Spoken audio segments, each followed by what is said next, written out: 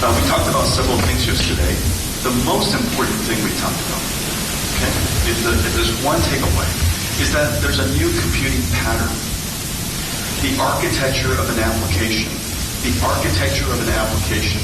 and this application is called an agent. The architecture of that is consistent throughout. It's called a harness.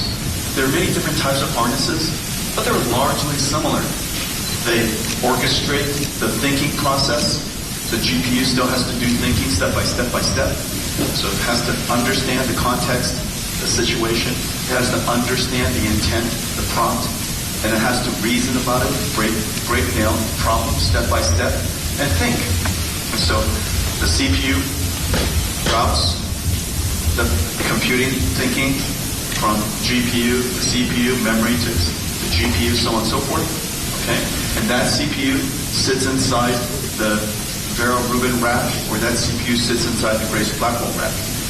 Maybe another CPU has to move long-term memory to working memory.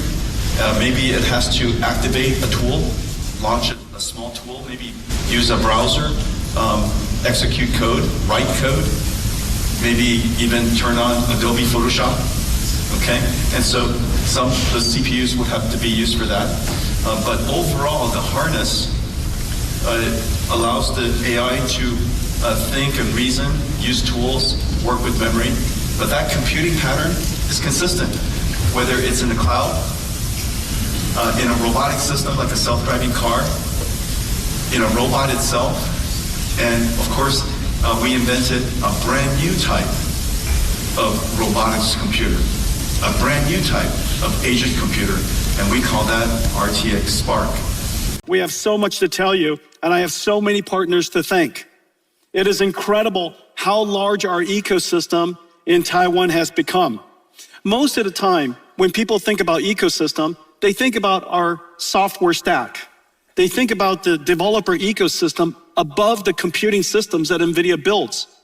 But NVIDIA's ecosystem spans all the way upstream to all of our supply chain here in Taiwan, where it all begins, and downstream all the way to data centers and eventually to end users. Today, we're going to talk about almost all of the ecosystem. There's so many people to thank. I love my ecosystem here. I mean, there are so many companies here, and some of my favorite ecosystem partners.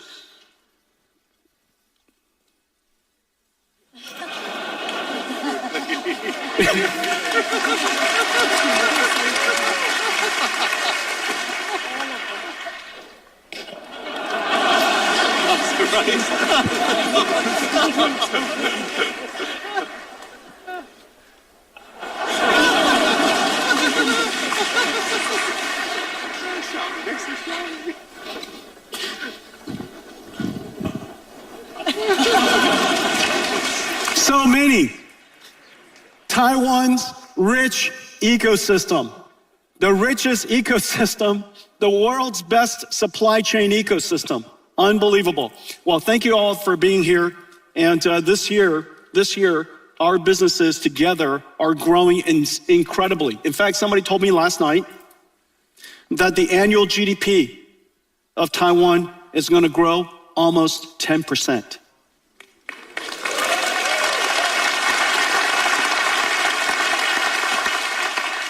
Unbelievable. Well, we have a lot to talk about. Let's get going. 2 years ago when I was here, I started to talk to you about how AI has moved from generative AI and the other waves of AIs that are coming. The next wave of AI was Agentic AI. And today, we can say that Agentic AI has arrived, that useful AI has arrived. Now, what does this mean? This is GitHub. This is, of course, one of the first applications of Agentic AI is software coding, one of the most valuable professions. Incredibly large ecosystem, 30 million, 40 million professional software developers, probably another couple of hundred who are students and enthusiasts and so on and so forth.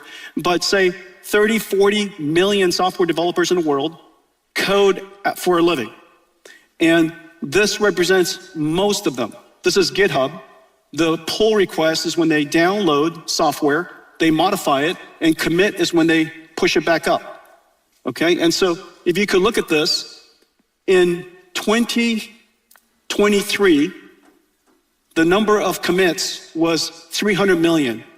2024, 400 million. 2025, 500 million commits. In the first few months of 2026, it has nearly tripled. Now, what does that mean? 30 million software developers representing about $3 trillion worth of GDP, producing that's what they're paid, $3 trillion worth of salaries per year, which is generating economic growth for the rest of the industries. Say $100 trillion of the world's industries is generated by $3 billion worth of salary. That $3 trillion worth of salary is now producing nearly 3 times as much output. It's effectively a $9 trillion productivity from $3 trillion of salaries. Does that make any sense? The difference is absolutely extraordinary. This is the potential. This is the promise of AI. The number of engineers, software engineers, is actually increasing. People talk about AI reducing jobs. Complete nonsense. It's causing more software engineers to be hired, and the reason for that is very simple. If you can hire a software engineer and you could generate $9 trillion worth of productive work, why wouldn't you want to hire more software engineers? If that line was flat, then obviously people will hire fewer software engineers. But because the output is so incredible, people want to hire more software engineers. This is going to show up in our economy somehow soon. And so the first thing is useful AI has arrived. Now, what does that mean from the industry's perspective? From the industry's perspective, that means that tokens are now in extraordinary demand. Because if you could do this, you're going to want to produce more of it. And because tokens are now profitable units, tokens are now profitable units of revenues. Because it is now profitable, the AI companies want to build a lot more tokens, generate a lot more tokens, build more AI factories, which is the reason why compute demand here in Taiwan has skyrocketed. It is precisely the reason why all of you are so busy and your businesses are doing so well. In fact, that looks like some of your stock price.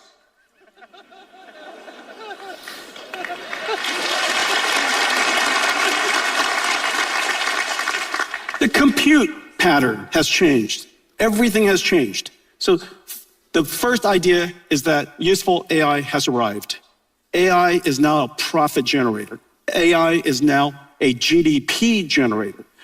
Behind it is a whole new kind of computing pattern.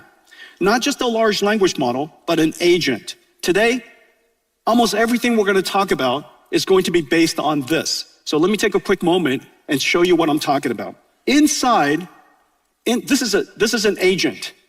It's an agent application. In the old days, this would be application, this would be code, and this would be operating system. Application, code running inside an application, inside an operating system. Today, it is agent, which consists of a large language model or many sitting inside a harness, and that harness helps it, orchestrates it to do productive work. This is the input. When that input comes, it has to understand, observe, reason, act, use tools. That tool could be a spreadsheet, web browser, a data processing engine, database engine, for example.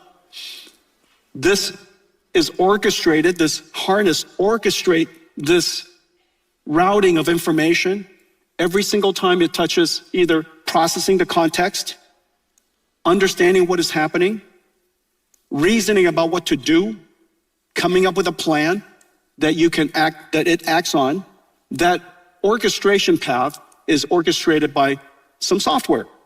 And so this is fundamentally an agent. It deals with short-term memory, called working memory, long-term memory, just like we do, we have long-term memory. And so the memory management system is incredibly important. This entire system is called an agent.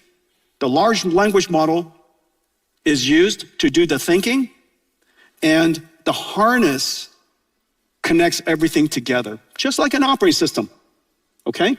And so this is the new computing model, and this is what an agent. It could do incredible things. This is the big breakthrough. The simultaneous convergence of large language models that are now able to do a really good job thinking, reasoning, planning, using tools, and the fact that we have now these harnesses that manages memory, the orchestration, uses tools, we can now do amazing things. Let me give you some example. This is a prompt. This is the prompt. This is the code that is generated, and this comes out. This is the input. This is the input, and that's the output. What do you guys think? It's pretty amazing, right?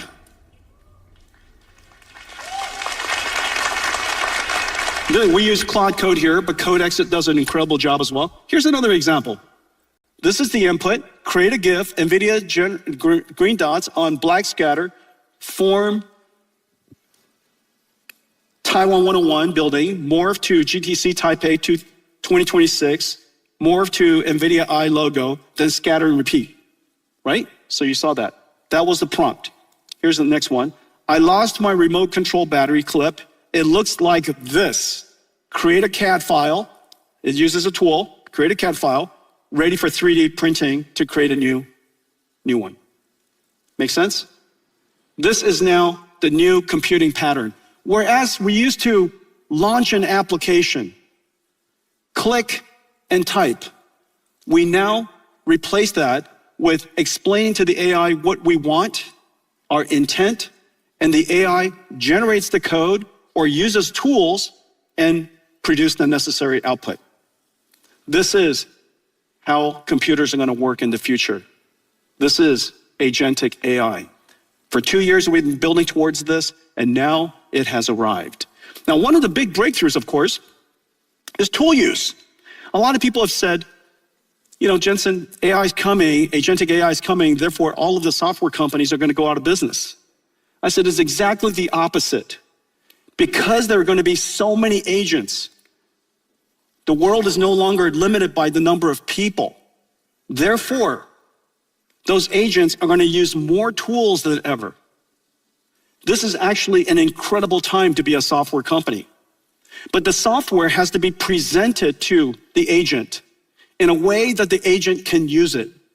This is a big breakthrough. And in fact, what we have done, as you know, what NVIDIA's treasure is all of our CUDA libraries. I call them CUDA-X libraries. This is NVIDIA's treasure. Today, we're able to now present these CUDA-X libraries to agents who can use it much more effectively than even humans. And so this is a wonderful time for CUDA-X libraries. Let's take a look. 20 years ago, we built CUDA, a single architecture for accelerated computing. We reinvented computing. 1,000 CUDA-X libraries help developers make breakthroughs in every field of science.